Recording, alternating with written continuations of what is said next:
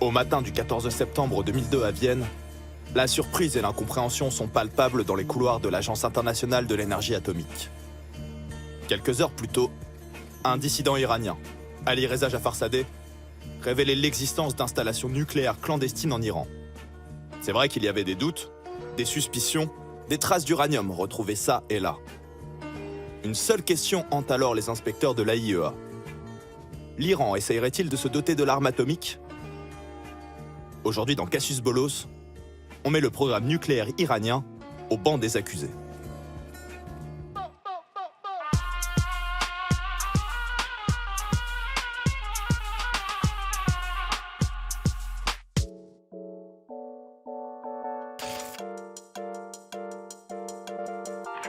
Pour comprendre d'où vient le problème avec le programme nucléaire de l'ayatollah Khamenei, faut faire un petit saut dans le passé.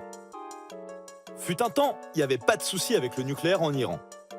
Dans les années 50, les Occidentaux étaient copains avec le Shah et lui filaient des coups de main pour développer l'énergie nucléaire dans le cadre du programme Atom for Peace. C'est donc tout naturellement que l'Iran ratifie le traité de non-prolifération en 1970 et s'engage à ne pas acquérir ou développer l'arme nucléaire en échange de coups de main pour développer la filière du nucléaire civil. Problème, en 1979, la révolution islamique de l'ayatollah Khomeini fait valser le Shah. Et le régime annonce direct la couleur avec la prise d'otage de l'ambassade américaine à Téhéran. Entre l'Iran et l'Occident, le divorce est acté. Les Occidentaux mettent fin à toute coopération et le régime se retrouve au banc de la communauté internationale.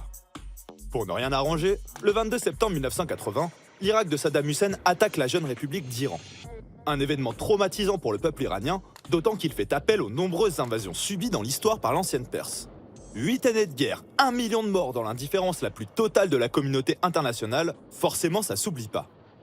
Depuis, les mollahs n'ont qu'une obsession, restaurer la puissance passée de l'ancienne Perse pour peser face aux nombreuses nations qui l'entourent et que Téhéran tient pour hostile.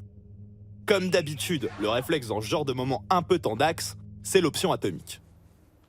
Jouez pas au con avec nous. Et ça rate pas, puisqu'au début des années 2000, les gars se font gauler la main dans le réacteur. Le 13 décembre 2002, le monde apprend l'existence de 2 sites secrets, destinés à l'enrichissement de matières fissiles. L'un à Natanz, l'autre à Arak.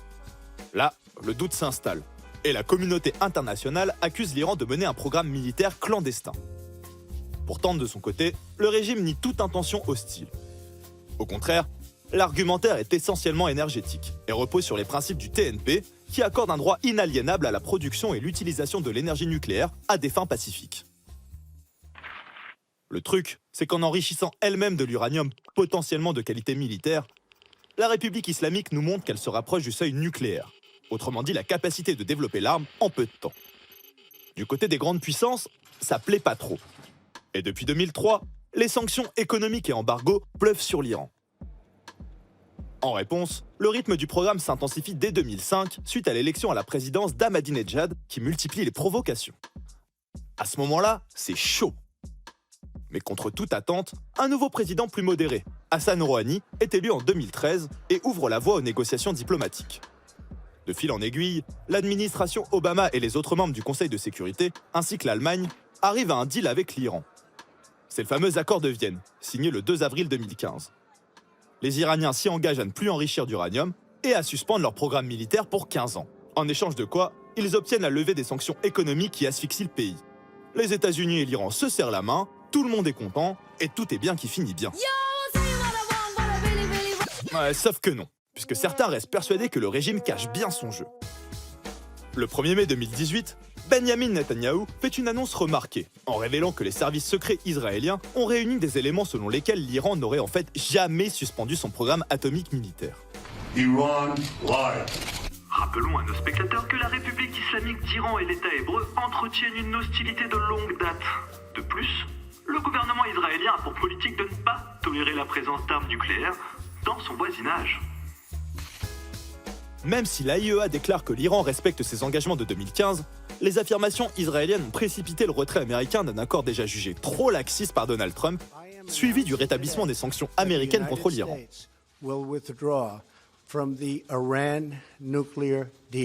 Cependant, du côté des autres signataires de l'accord de Vienne, on ne sait que trop penser du revirement américain et les avis sont partagés.